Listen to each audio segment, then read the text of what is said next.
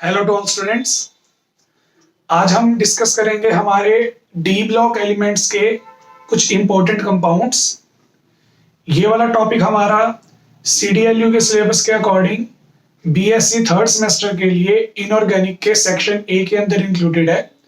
तो आज आप इस टॉपिक को डिस्कस करेंगे और इसके कुछ इंपॉर्टेंट पॉइंट्स जो हैं उन पे फोकस करेंगे और बात करेंगे।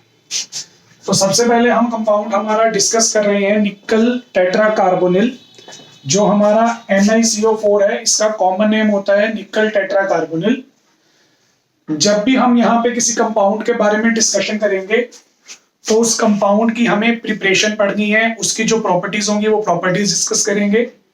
उसी के साथ साथ हमारे कंपाउंड का जो भी यूज होगा और स्ट्रक्चर होगा वो डिस्कस करेंगे। तो बेसिकली हमें हमारे इस टॉपिक के अंदर किसी भी कंपाउंड से रिलेटेड 4 बातें जो है वो डिस्कस करनी होती हैं। अब सबसे पहले मैं आपको बता रहा हूं निकल टेट्रा कार्बोनिल की preparation. It is prepared by passing CO gas over powdered निकल एट 50 डिग्री सेल्सियस। अगर आपको निकल टेट्रा कार्बोनिल बनाना है तो इसके लिए आपको सबसे पहले निकल मेटल चाहिए होगी पाउडर्ड फॉर्म के अंदर। पाउडर फॉर्म के अंदर किसी भी मेटल का सरफेस एरिया इंक्रीज हो जाता है और सरफेस एरिया इंक्रीज होने की वजह से रिएक्टिविटी भी इंक्रीज हो जाएगी। तो हमें निकल चाहिए पाउडर फॉर्म में और इसके ऊपर से हमें जस्ट CO गैस पास करवानी है। रिएक्शन करने के लिए जो टेम्परेचर हमें चाहिए वो चाहिए 50 डिग्री सेल्सियस। कोऑर्डिनेशन नंबर 4 होने की वजह से 4 कार्बोनिल ग्रुप जो हैं वो निकल के साथ आके कंबाइन हो जाएंगे, निकल टेट्रा कार्बोनिल बन जाएगा। अब यहाँ पे बैलेंसिंग के लिए मुझे 4 लगाना पड़ेगा तो मैं 4 लगा देता हूं। ये हमारे पास हमारी प्रिपरेशन होती है निकल टेट्रा कार्बोनिल के रिगार्डिंग। हमें ए की प्रिपरेशन यहाँ पे डिस्कस करनी है। फिर प्रिपरेशन करने के बाद हम आ जाते हैं हमारे नेक्स्ट टॉपिक पे, विच इज प्रॉपर्टीज। निकल टेट्रा कार्बोनिल की कौन कौन सी इंपॉर्टेंट प्रॉपर्टीज है यहाँ पर डिस्कस करेंगे। सबसे पहली प्रॉपर्टी है it is colourless volatile liquid. Colourless liquid है, कोई कलर नहीं है, पानी की तरह ट्रांसपेरेंट है। वॉलेटाइल लिक्विड है यानी कि इसके रूम टेम्परेचर पे वेपर्स जो है वो बन सकते हैं। जिस तरह से पेट्रोल होता है, डीजल होता है, ये रूम टेम्परेचर पे अपने आप वेपराइज होके गैस मॉलिक्यूल्स में कन्वर्ट हो जाती हैं। सिमिलरली हमारा जो निकल टेट्रा कार्बोनिल है वो भी वॉलेटाइल है और इसका बॉइलिंग पॉइंट मैंने यहाँ पे मेंशन किया हुआ है 43 डिग्री सेल्सियस। फिर आ जाते हैं हम हमारे सेकंड पॉइंट पे। निकल tetra carbonyl is soluble in organic solvents. पानी के अंदर ये सोल्यूबल नहीं है, पानी के अंदर ये इनसोल्यूबल है क्योंकि ये नॉन पोलर मॉलिक्यूल है। पानी के अंदर सोल्यूबल होने के लिए मॉलिक्यूल हमारा पोलर होना चाहिए। उसी के साथ साथ मॉलिक्यूल को हाइड्रोजन बॉन्ड भी बनानी चाहिए। तो निकल टेट्रा कार्बोनिल जो है वो पानी के अंदर इनसोल्यूबल है। जो चीजें पानी में इनसोल्यूबल होती हैं फिर वो ऑर्गेनिक सोलवेंट्स में सोल्यूबल होती हैं।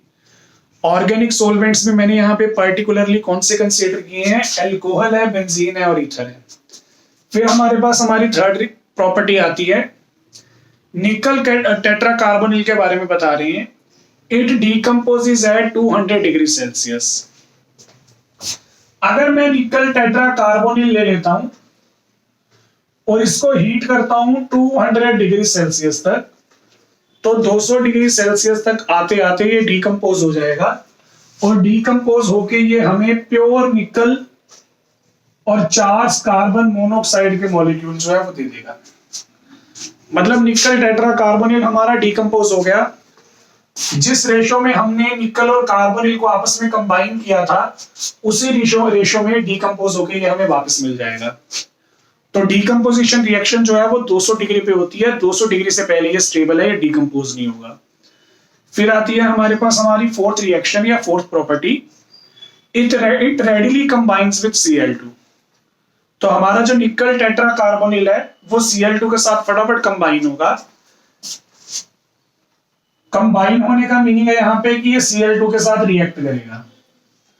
तो निकल टेट्रा कार्बोनिल जो है वो क्लोरीन के साथ रिएक्ट करेगा और क्लोरीन के साथ रिएक्ट करके बना देता है निकल डाइक्लोराइड। अब निकल डाइक्लोराइड तो बनेगा ही बनेगा, साथ में हमारी CO गैस जो है वो इवॉल्व होती है। तो CO गैस के कितने मोल्स इवॉल्व होंगे, 4 मोल्स इवॉल्व होंगे। तो ये हमारे पास हमारी रिएक्शन होती है क्लोरीन के साथ कंबाइन होकर ये निकल डाइक्लोराइड बना देगा और साथ में 4 CO जो है वो एलिमिनेट करेगा। फिर हमारे पास नेक्स्ट हमारी लास्ट प्रॉपर्टी आ जाती है, it reacts with dry hydrogen iodide. तो हमने हमारे निकल टेट्रा कार्बोनिल की रिएक्शन करवानी है हाइड्रोजन आयोडाइड के साथ। अब हाइड्रोजन आयोडाइड के साथ ये कैसे रिएक्ट करेगा? पहले निकल और आयोडीन आपस में कंबाइन होंगे, निकल आयोडाइड बनेगा। अब आयोडाइड बनाने के लिए मुझे यहाँ पे 2 आयोडीन चाहिए, जिसके लिए मुझे HI के 2 मोल्स लेने पड़ेंगे। फिर हमारे पास यहाँ पे 2H भी हैं, ये दोनों हाइड्रोजन्स आपस में कंबाइन होके H2 बना देंगे और ये जो 4 कार्बन मोनोऑक्साइड के मॉलिक्यूल हैं ये एज इट इज बाहर निकल जाएंगे। तो ये हमारे साथ पास हमारी रिएक्शन आ जाएगी HI के साथ। अगर आप ध्यान से देखो, मैंने यहाँ पे मेंशन किया हुआ है ड्राई HI। तो ड्राई HI से मेरा यहाँ पे ये मतलब है कि जो HI है वो पानी के अंदर डिसॉल्व नहीं होना चाहिए, प्योर HI होना चाहिए। पानी के अंदर जो HI डिसॉल्व होता है उसे हम एक्वस HI बोलते हैं और वो ऐसे एसिड बिहेव करता है। तो हमें यहाँ पे ड्राई HI यूज करना है। तो ये थी हमारी कुछ प्रॉपर्टीज रिलेटेड टू द निकल टेट्रा कार्बोनिल। इसके बाद हम आ जाते हैं इसके यूजेस पे। तो इसका यूज मैंने बताया, it is used in the mould process in manufacture of निकल। तो ये हमने +2 क्लास के अंदर पढ़ा हुआ है, जो हमारा चैप्टर था मेटलर्जिकल प्रोसेसेस का चैप्टर था, चैप्टर नंबर 6, जिसमें हम डिफरेंट टाइप्स के मेटल को एक्सट्रैक्टेड करते हैं। तो निकल मेटल को एक्सट्रैक्ट करने के लिए जो प्रोसीजर हम यूज करते हैं वो हमारा मोल्ड प्रोसेस होता है। इसमें हमारे पास जो निकल की ओर होती है, निकल की ओर में बहुत सारी मेटल्स होती हैं, उसमें से निकल को एक्सट्रैक्ट करने के लिए हम क्या करते हैं, CO गैस को पास करवाते हैं। अब जब हम CO गैस को पास करवाएंगे तो CO गैस क्या करेगी, पाउडर निकल पे एब्सॉर्ब हो जाएगी, निकल टेट्रा कार्बोनिल बनाएगी। तो हमारी ओर में से हमने निकल को बाहर निकाल लिया, बाकी सारी जो मेटल्स हैं वो ओर के अंदर ही रह गई। ये मैं आपको कौन सा प्रोसेस बता रहा हूँ, मोड्स प्रोसेस बता रहा हूँ। अब मोड प्रोसेस के अंदर हमने निकल को ऐसे निकल टेट्रा कार्बोनिल ऑब्टेन कर लिया, बाकी सारी मेटल्स हमारी ओर के अंदर ही रह गई थी, उस ओर को आप साइड में रख देंगे। जो हमारा निकल टेट्रा कार्बोनिल हमने बनाया उसको फिर हम 200 डिग्री पे डिकम्पोज कर देंगे। 200 डिग्री पे डिकम्पोज करने पे हमें हमारी प्योर निकल वापस मिल जाती है और इसी तरह से हम मैन्युफैक्चर ऑफ निकल जो है वो कंप्लीट करते हैं। तो ये हमारे पास हमारा यूज था मोड्स प्रोसेस के अंदर। अब फाइनली हम डिस्कस करेंगे इसका स्ट्रक्चर। स्ट्रक्चर डिस्कस करने से पहले मैं आपको बता रहा हूं, यहाँ पे ये सब चीजें आपको यहाँ पे कंप्लीट करनी है और इन सब चीजों को आप एज इट इज जो है वो नोट्स के अंदर नोट कर लोगे। इसके बाद मैं स्ट्रक्चर डिफाइन कर रहा हूं, वो स्ट्रक्चर भी आपको सेम प्रोसीजर फॉलो करना है, उसको नोट्स के अंदर भी आप सेम तरीके से कॉपी कर सकते हो। तो अब मैं आपको एक्सप्लेन कर रहा हूं यहाँ पे स्ट्रक्चर ऑफ निकल टेट्रा कार्बोनिल। तो हमारे पास स्ट्रक्चर के लिए देखें क्या केस रहेगा।